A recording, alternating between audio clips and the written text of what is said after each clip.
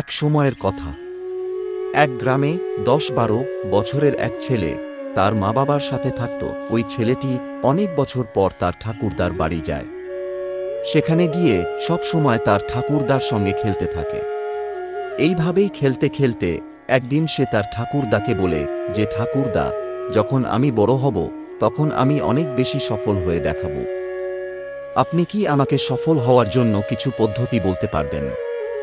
ঠাকুরদা একটু হেসে তার দিকে দেখেন আর তাকে হ্যাঁ বলেন। এরপর তিনি তাকে একটি গাছের চারার দোকানে নিয়ে যান, যেখানে অনেক ছোট ছোট চারা গাছ পাওয়া যেত। সেখান থেকে তার ঠাকুরদা দুটি ছোট চারা গাছ কেনেন। এরপর ঘরে ফিরে আসেন। ঘরে আসার পর তিনি ওই চারা গাছ দুটিকে একটি বড় টবের মধ্যে লাগিয়ে দেন। ওই গাছের একটিকে ঘরের মধ্যে রেখে দেন আর দ্বিতীয় গাছটিকে তিনি ঘরের বাইরে লাগিয়ে দেন। এরপর তিনি তার নাতিকে জিজ্ঞাসা করেন, তোমার কি মনে হয় কোন গাছটি ভবিষ্যতে খুব ভালোভাবে বড় হয়ে উঠবে? এই ছেলেটি একটু ভাবে এবং তার ঠাকুরদাকে বলে যে, আমরা ঘরের ভিতরে যে গাছটিকে লাগিয়েছি সেটাই ভালোভাবে বড় হয়ে উঠবে, কারণ সে ঘরের ভেতরে সমস্ত সমস্যা থেকে সুরক্ষিত থাকবে। আর যে গাছটিকে আমরা বাইরে লাগিয়েছি তাকে অনেক কিছু সহ্য করতে হবে, যেমন সূর্যের প্রখর রোদ্দুর, ঝড় বৃষ্টি, বজ্রপাত ও গবাদি পশুর অত্যাচার সহ্য করতে হবে। তখন তার ঠাকুরদা একটু হাসেন এবং তাকে বলেন যে, ভবিষ্যতেই দেখা যাবে দুটি গাছের সঙ্গে কি হয়। এরপর প্রায় ৪ বছর পর ওই ছেলেটি আবারও তার ঠাকুরদার কাছে যায়। ঠাকুরদাকে দেখার পর সে আবার তাকে জিজ্ঞাসা করে যে, ঠাকুরদা, আমি আপনাকে জিজ্ঞাসা করেছিলাম যে জীবনে সফল কিভাবে হওয়া যায়। আপনি আমাকে কিছুই বলেননি, কিন্তু আজ আপনাকে বলতেই হবে।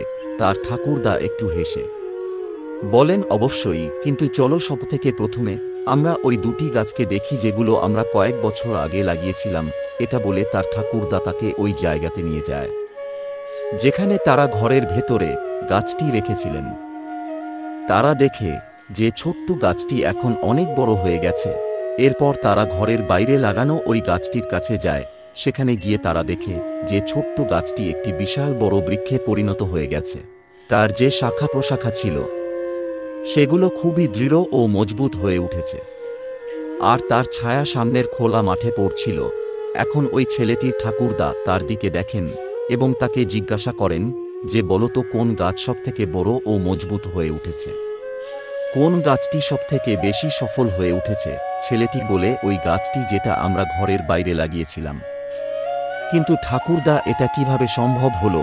এই গাছ তো অনেক বিপর্যয় সহ্য করেছে, এর উপর অনেক সমস্যা এসেছে, কিন্তু তবুও এই গাছ এত বড় কিভাবে হয়ে উঠল?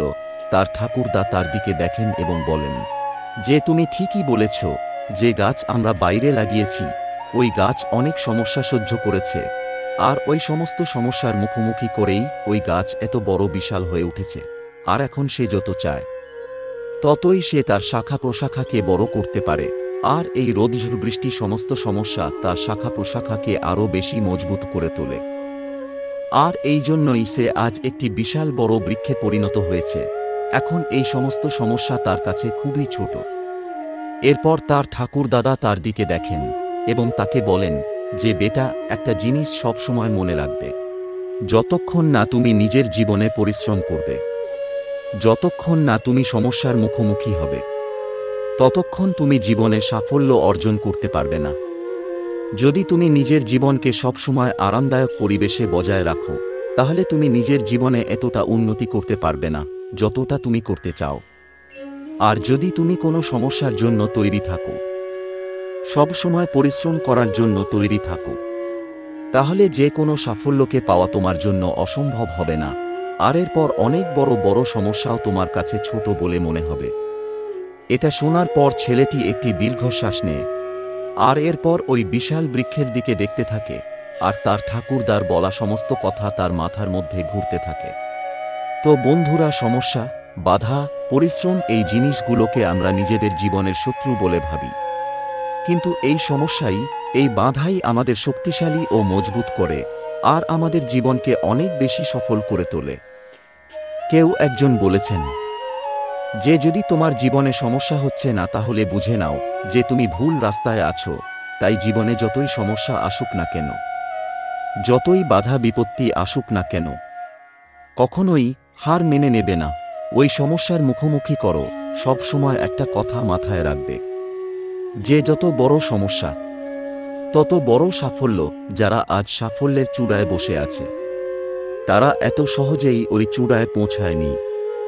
তাদের এক একটা দিন, এক একটা রাত কঠিন পরিশ্রমের মধ্যে দিয়ে কেটেছে।